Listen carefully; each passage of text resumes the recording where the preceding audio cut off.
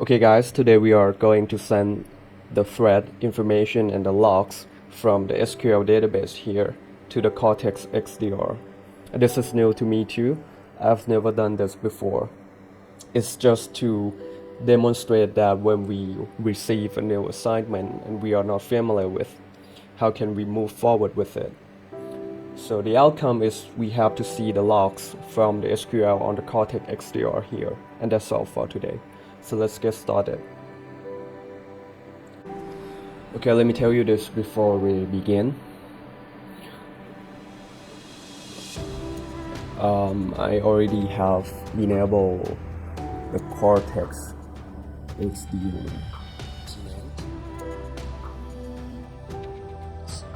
It is cloud.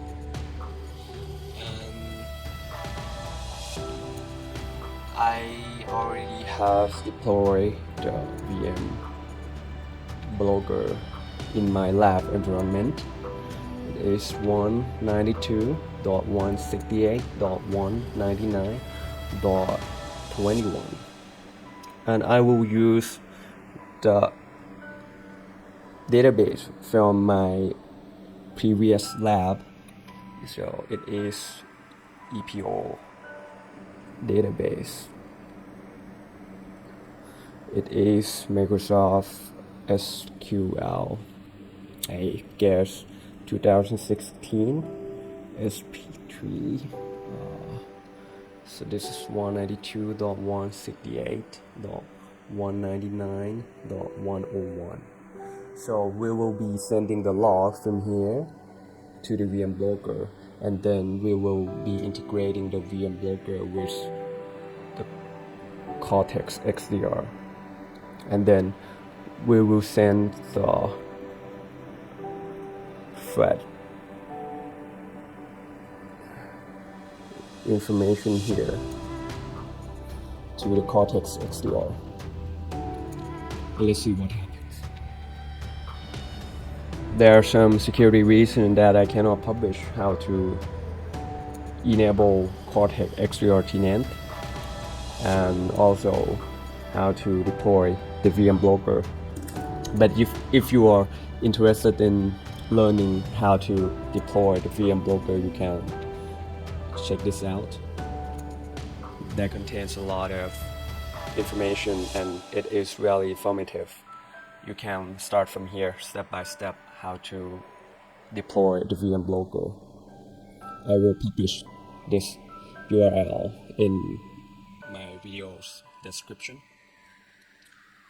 So today we are focusing on integrating an EPO database with the Cortex XDR and trying to curate the information from the EPO database on the Cortex XDR here. And after you have successfully deployed the VM Blogger, you have to access to the Palo Cortex XDR portal and then go to Setting, Configurations, and then Data Blogger and click Blogger VMs. There's only one thing that you have to do after you successfully deploy the VM Blogger is that you have to generate the token key here.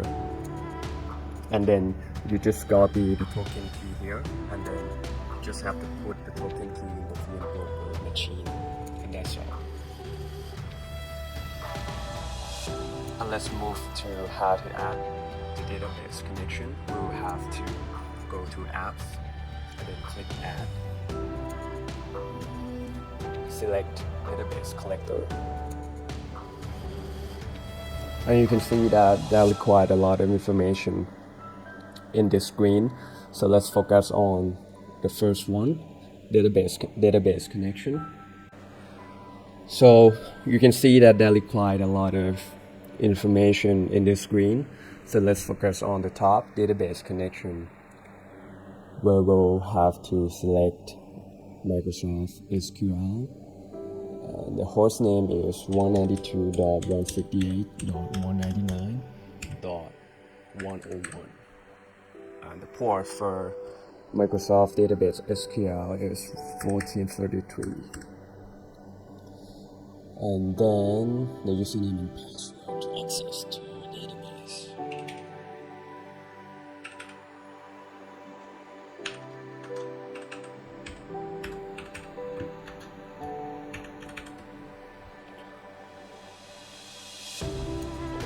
So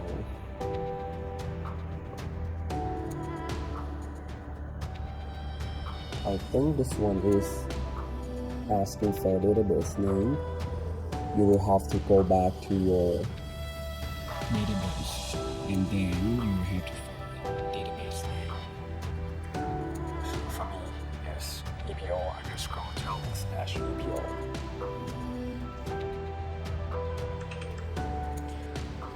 And one more thing, when you go back to your database, you actually have to see that what database that you wanted to integrate it with. So for me, I have two databases, Telix-EPO and Telix.EPO events. The information and all information that I wanted to get is already there in Telix-EPO events. So first, I will try to connect with Telix-EPO.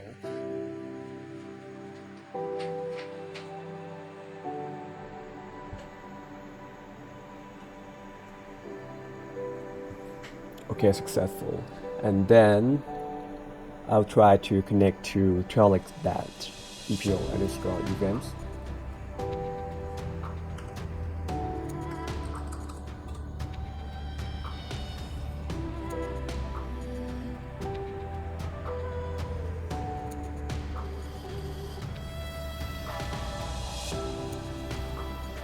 Alright, successful. And then we move down below, we see rising column and retrieval value, SQL query, and unique IDs. Collect every, this is retention, vendor and product. So if you have never seen this before, and absolutely we're gonna have to put information like case, rising column, let's go V01, and retrieval value, for example 10, and then I will collect every 5 minutes. So vendor is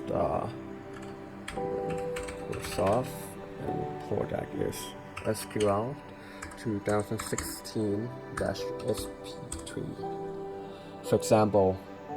And then let's see what happens when we are trying to generate preview. An error occurred. It said rising column is missing from SQL query, which means we're going to have to fill some information here. So the SE command is used to sort the data returned in ascending order.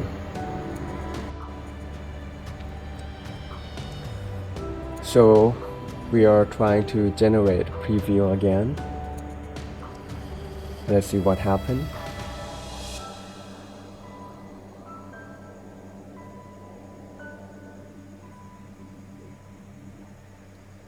So preview failed due to a general error. So we know that there is something that has to be fixed here. So if you remove,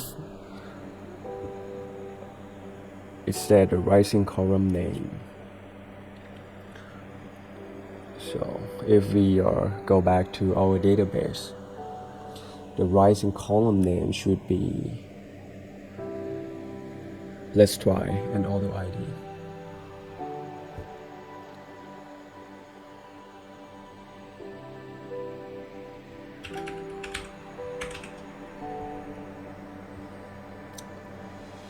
And retrieval value for 10 and collect every 5 minutes. This should be the same and this should be the same. Select from EPO events. It should be the same. So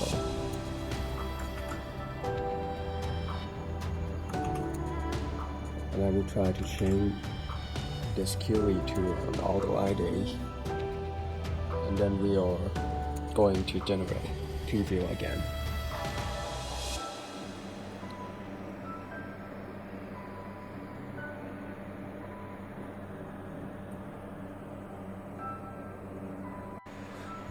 Okay, I think I can see something. I have changed this to EPO events, and let's generate again.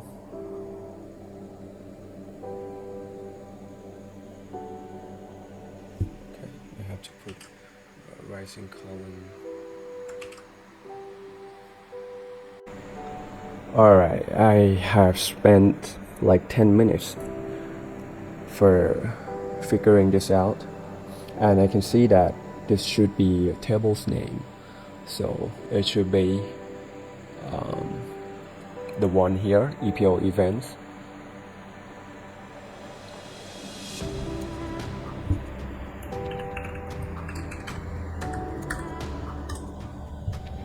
Let's generate again.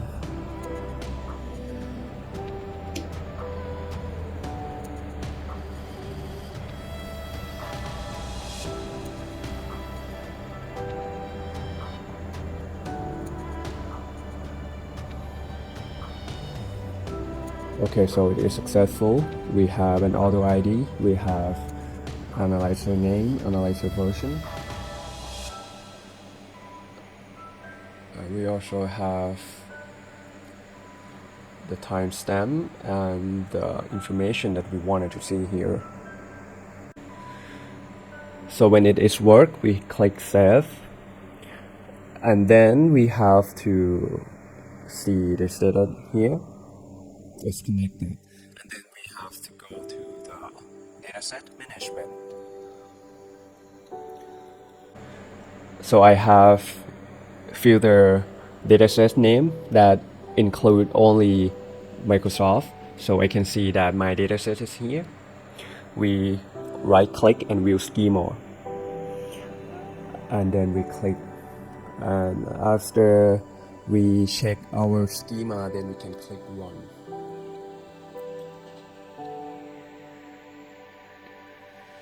So we are going to see the information here. So the next step that we have to compare the column in here, whether it is accurate, comparing with our database table. Like for example, let's go back to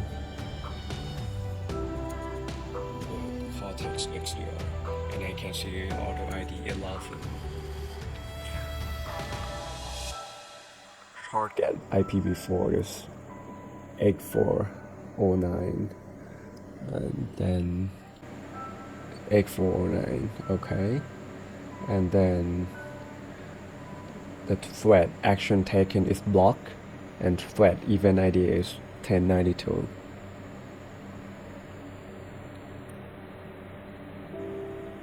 Alright, it looks great. Not 100%, but it's okay. So it is black.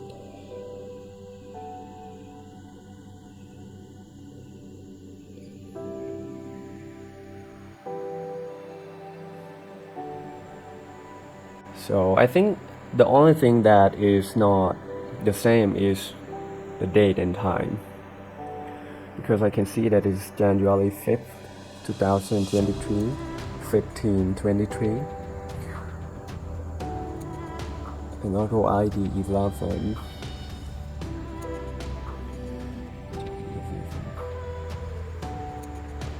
Detect and receive, which is